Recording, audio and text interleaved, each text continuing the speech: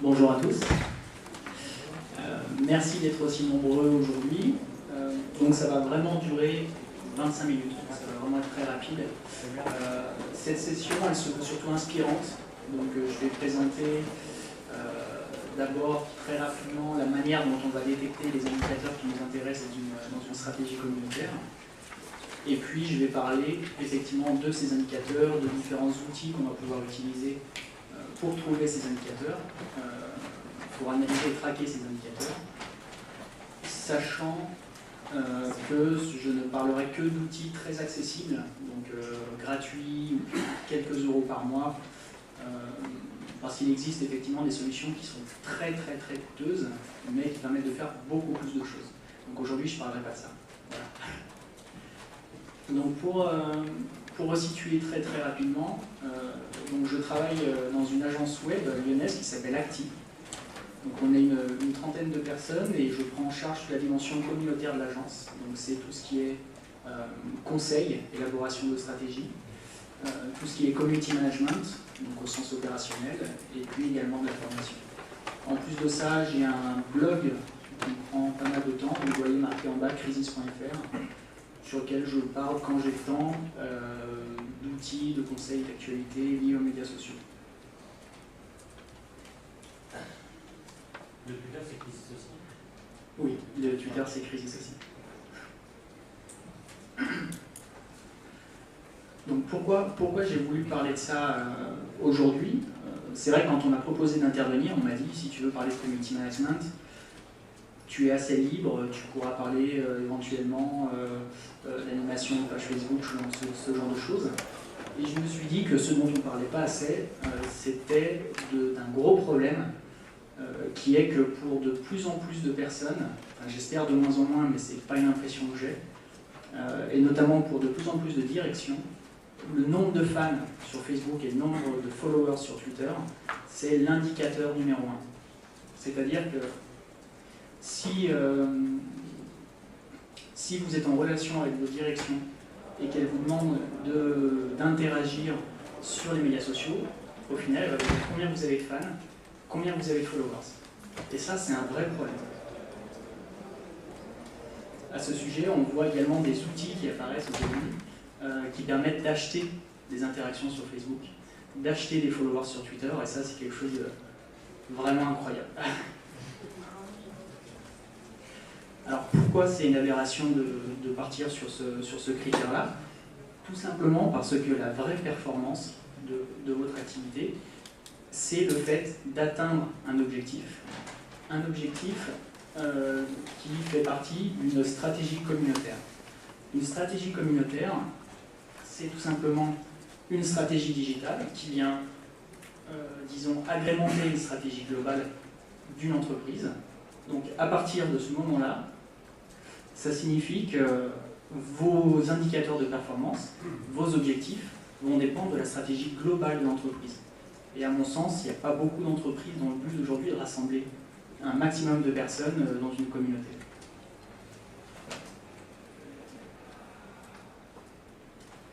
Alors, comment on va élaborer cette stratégie? C'est assez simple, on va commencer par un cadrage stratégique.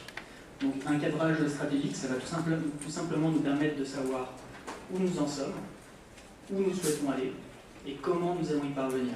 Donc ça passe par une estimation du niveau d'implication nécessaire. Donc c'est est-ce que je vais simplement faire de la veille et pas agir sur les médias sociaux? Est-ce que je vais plutôt prendre la parole? Est-ce que je vais interagir au maximum avec les internautes, etc.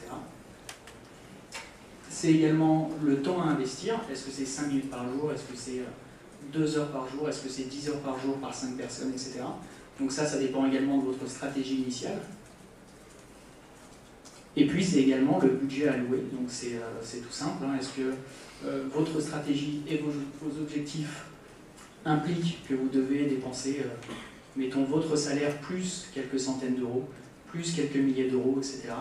Donc ça passe par exemple en achat d'outils, donc via du freemium par exemple, ou je ne sais pas, des dotations pour des opérations, etc.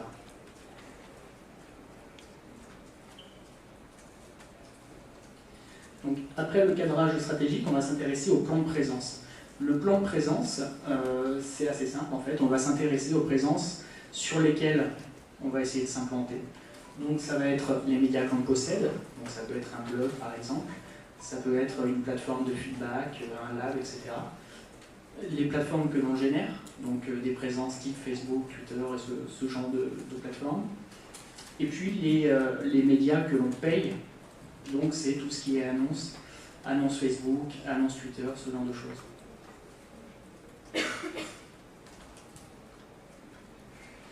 Ensuite, on va s'intéresser à la ligne éditoriale.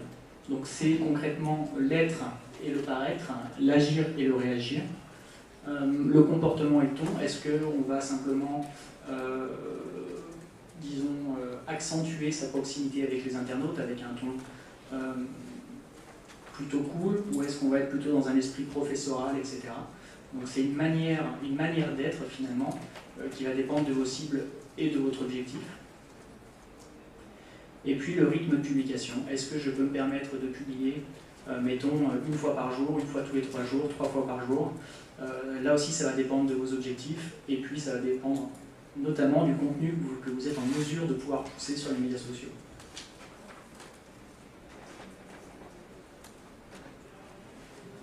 On s'intéresse ensuite aux actions et aux campagnes. Donc les actions et les campagnes, ça va être par exemple tout ce qui est concours, offres exclusives. Quand je parle de rendez-vous réguliers, c'est par exemple proposer une réduction sur un produit, mettons tous les vendredis uniquement sur Facebook, donc des offres relativement exclusives aussi.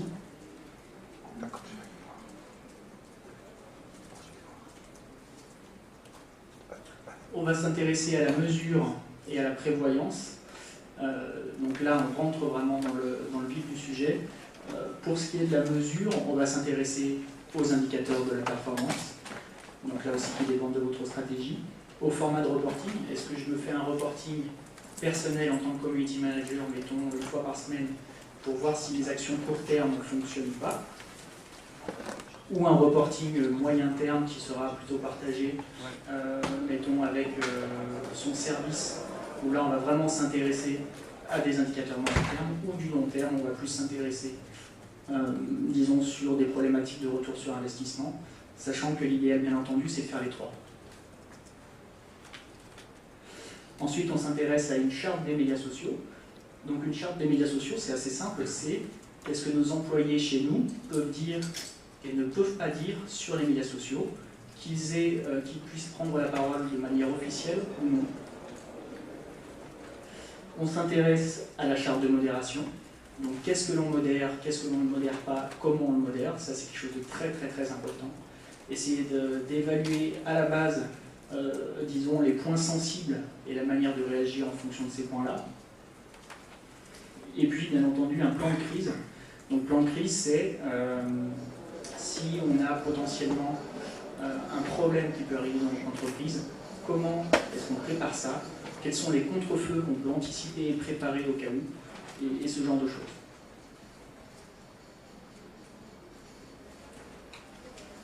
Donc ça, cette stratégie communautaire, elle va tout simplement nous permettre donc de faire ressortir des indicateurs. Personnellement, j'ai pris le parti de détailler ça en 3 points différents. Donc on a les indicateurs, disons, stratégiques, on a les indicateurs opérationnels, et on a les outils accessibles, comme je le disais, qui permettent de traquer ces indicateurs.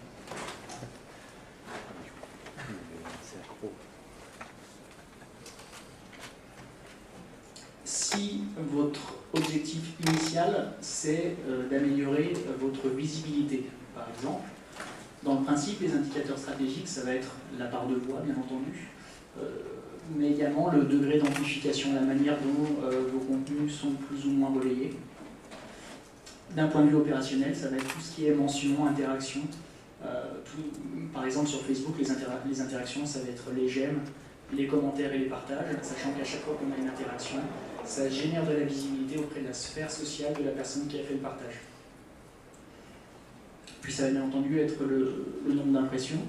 Au niveau des outils, on retrouve bien entendu Facebook Insights, c'est indispensable, mais également d'autres outils comme Topsy Analytics, CrowdBooster et Spot Social.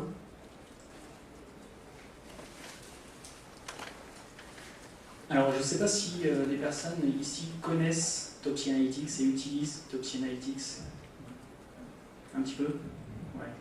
C'est un outil que j'aime beaucoup, qui permet de comparer des mentions en provenance de Twitter sur certains jours. Donc là, par exemple, ce que j'ai fait, c'est que j'ai simplement entré 3 noms, Free-Mobile, SFR et Bouygues. Et en gros, je lui ai dit, sur 30 jours, affiche-moi le nombre de mentions qu'on a pour ces différents acteurs.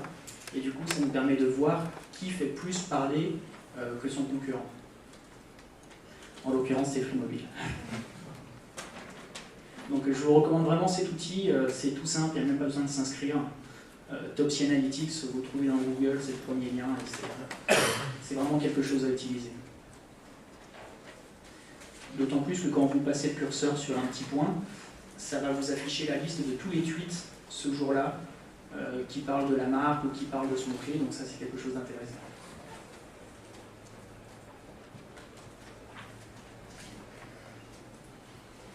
Si votre objectif initial, c'est d'améliorer votre notoriété, donc là on parle plus de visibilité, les indicateurs stratégiques, ça va être la fidélité, la crédibilité, l'influence. L'influence à prendre avec des pincettes, bien entendu. Au niveau des indicateurs opérationnels, on va se concentrer sur le nombre d'ambassadeurs, donc ce sont des personnes très très actives, qui ont le réflexe d'agir, d'interagir avec la marque sur du long terme. Ça va être le taux d'ambassadeurs, c'est-à-dire le nombre d'ambassadeurs par rapport à la communauté totale. Est-ce qu'on a un ratio qui est plus ou moins important, sachant que si vous avez, on va dire, plus de 1% de personnes très très actives, c'est une bonne performance. On va s'intéresser, bien entendu, également au taux de clic et à la tonalité des mentions. La tonalité des mentions, c'est toujours difficile à estimer, notamment avec des outils à bas prix. Il y a des outils qui coûtent très cher qui permettent de le faire avec quand même pas mal de précision. Il y en a un que j'aime beaucoup, c'est Alerty, qui est tout simple en fait. Hein. C'est un outil qui, à la base,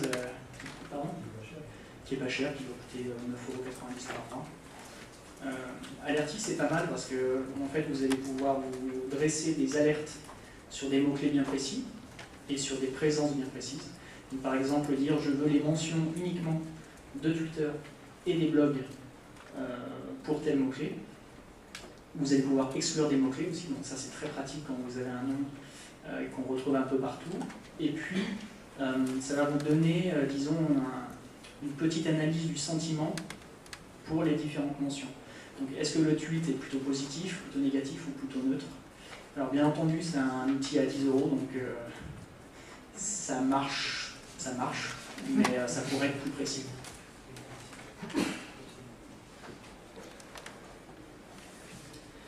Un outil très intéressant, c'est Tooler. Est-ce que quelqu'un ici utilise Tooler? Est-ce que vous êtes plusieurs à le faire? Un petit peu au fond. Donc Tooler, c'est un outil qui est également très très sympa, qui est français, c'est assez rare, donc c'est plutôt bien, qui permet de connaître toutes les interactions qu'on va avoir et toutes les statistiques précises de son compte Twitter. Ça va permettre notamment sur la durée de savoir qui sont les comptes Twitter qui vous mentionnent le plus et qui vous retweetent le plus. Donc ça vous permet tout simplement de détecter, entre guillemets, vos ambassadeurs, les personnes qui, sur une période, mettons de 1 an, relayent régulièrement votre contenu. Donc, ce sont des personnes après que vous pouvez contacter pour des opérations ou ce genre de choses. Tu n'as jamais été contacté? Par toi. Voilà, c'est également, alors on ne voit pas bien, mais sur l'image de gauche, en fait, c'est tout simplement un tableau qui va vous permettre de voir à quel jour et à quelle heure vous avez, disons, historiquement, le plus de retweets. Donc ça va aussi vous permettre d'en savoir un petit peu plus sur votre cible, les moments où elle se connecte et où elle se connecte moins, et du coup, les moments où vous avez un intérêt particulier à publier ou à moins publier.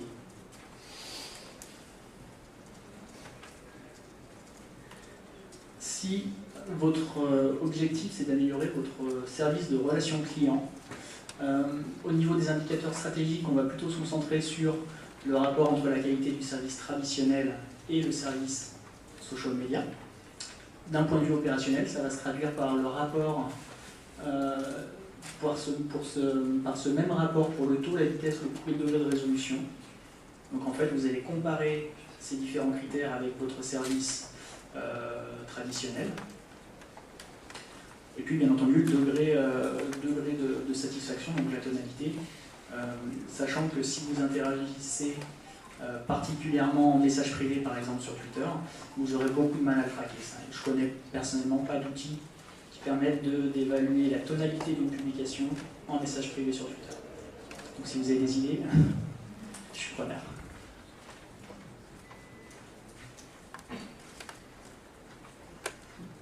Un outil qui est intéressant, personnellement je considère que c'est un outil communautaire dans le sens où il permet les interactions entre des marques et des utilisateurs, c'est User Voice, qui est un outil américain en fait, qui vous permet très facilement d'installer un widget sur votre site qui pousse les utilisateurs à interagir avec vous.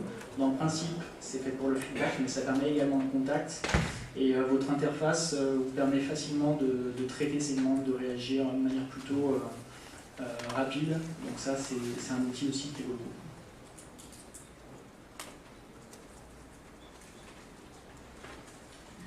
Si vous souhaitez collaborer avec vos parties prenantes, donc collaborer, ça veut dire par exemple avoir un maximum de feedback sur un produit que vous souhaiteriez... Oh, ça marche plus ? Sur un outil que vous souhaiteriez lancer, sur un produit que vous souhaiteriez lancer par exemple, ça peut être intéressant d'avoir un maximum de feedback à ce sujet. Dans l'image qu'on a, là j'ai encore opté pour User Voice, notamment parce qu'ils ont une application Facebook qui est plutôt pas mal, je trouve, qui permet d'avoir un maximum de retours sur par exemple un produit que vous allez lancer prochainement ou sur votre offre existante, avec la possibilité d'avoir des retours utilisateurs. Vraiment le grand intérêt d'avoir des retours sur le web, c'est qu'ils sont sincères. Et ça c'est une vraie différence avec un retour que vous auriez au téléphone où les personnes ne sont pas toujours honnêtes. Crowdbooster, un outil qui est très intéressant aussi, qui vous permet d'avoir disons un graphique de vos différentes publications sur Twitter ou sur Facebook et de voir les interactions que ça a générées et le nombre d'impressions, donc la visibilité des publications, et de retrouver, en cliquant sur un point, toutes les mentions que vous avez eues à ce sujet. Donc ça vous permet de classer finalement des retours que vous auriez eu pour un sujet donné, comme par exemple une demande de feedback. Dernier point, accentuer sa transformation. Alors là c'est simple, hein, on se concentre vraiment sur le retour sur investissement ou sur les ressources économisées. C'est pas toujours simple d'évaluer son retour sur investissement sur les médias sociaux. Au niveau des indicateurs, on va s'intéresser au nombre de mentions et au degré d'argumentation. Est-ce que les personnes sont particulièrement efficaces dans leur retour? Au panier moyen par provenance, donc aux personnes, quel est le panier moyen d'une personne qui arrive de Facebook, de Twitter ou de Google, etc. Et puis bien entendu au coût d'acquisition. L'outil que j'ai présenté sur l'image, c'est Wisemetrics, qui est un outil qui est pas mal aussi, qui permet d'évaluer le coût des ressources économisées en fait, en comparant les valeurs de différents médias. Donc pour 1000 impressions sur les médias sociaux, ça nous coûte tant. Pour 1000 impressions sur du display offline, ça coûte tant, etc. Donc je fais très vite, je vais terminer. Un outil très intéressant, j'arrive toujours pas à prononcer le nom, Social Metrics, qui permet en une image, en un tableau, de rassembler ces différentes présences Twitter, Facebook, Google+, Blog, YouTube et Pinterest, et de voir votre efficacité, votre taux de conversion, votre taux d'amplification, votre taux d'appréciation et la valeur que représentent vos différentes présences par visiteur. 3 petits conseils en 1 minute. N'oubliez pas que vos indicateurs de performance dépendent de votre stratégie initiale, il faut vous le garder en tête. Et si vous êtes comme moi et que vous êtes un petit peu tête en l'air, n'hésitez pas à le marquer sur un post-it. Comme ça, vous l'aurez toujours sous les yeux, même un an après, et vous direz, oui, c'est vrai qu'il faut plutôt que je parte là-dessus, un peu moins sur ce que j'apprécie naturellement. Une histoire de long terme, les indicateurs de performance, n'ont une pertinence que si vous les conservez sur la durée. Si vous changez d'indicateur tous les mois, finalement, ça ne sert à rien, parce que vous ne saurez pas si vous progressez. Et puis c'est une question de choix. Des outils, aujourd'hui, il en existe vraiment des milliers, des gratuits, des accessibles, des très chers. L'idée, c'est d'en tester un certain nombre et de trouver l'outil qui vous convient le mieux, ou les outils qui vous conviennent le mieux. Je vous remercie pour votre attention. Si vous avez des questions, n'hésitez pas. On en a une tout au fond. Tu parlais tout à l'heure du rythme de communication, par exemple sur une page Facebook. Qu'est-ce que tu conseilles, par exemple, si on en fait trop rapidement, ou est-ce que ça a tendance à se noyer? Et puis au niveau des reach aussi, est-ce qu'on en a plus ou moins?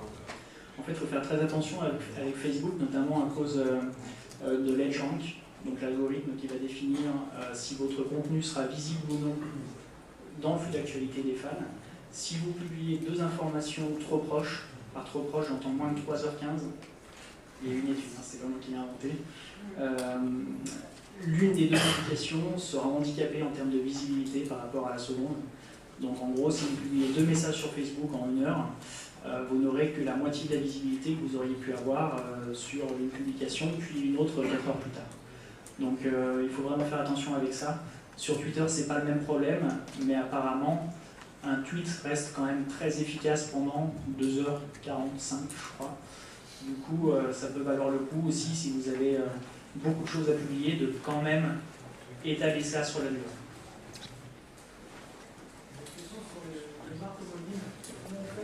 Un mot-clé et la marque est exactement la même, c'est pas du tout le même produit, je pense. Le meilleur produit que j'ai toujours en tête, c'est Lotus, c'est des voitures, c'est aussi du PQ, et c'est aussi des montres. Je me demandais, comme un community manager derrière la marque de voiture, en même temps surveiller les trois, comment il arrive à faire la différence entre ces trois segments de produits. C'est un bon exemple, Lotus, et j'ai eu l'occasion de travailler sur ce sujet. En fait, ça va dépendre des outils. Il y en a qui permettent vraiment de définir des critères très précis. Par exemple, je veux tel mot-clé, mais je veux qu'on enlève les résultats qui contiennent également ces mots-clés, ces mots-clés, ces mots-clés. Des fois, on se retrouve avec 75 mots-clés différents à enlever.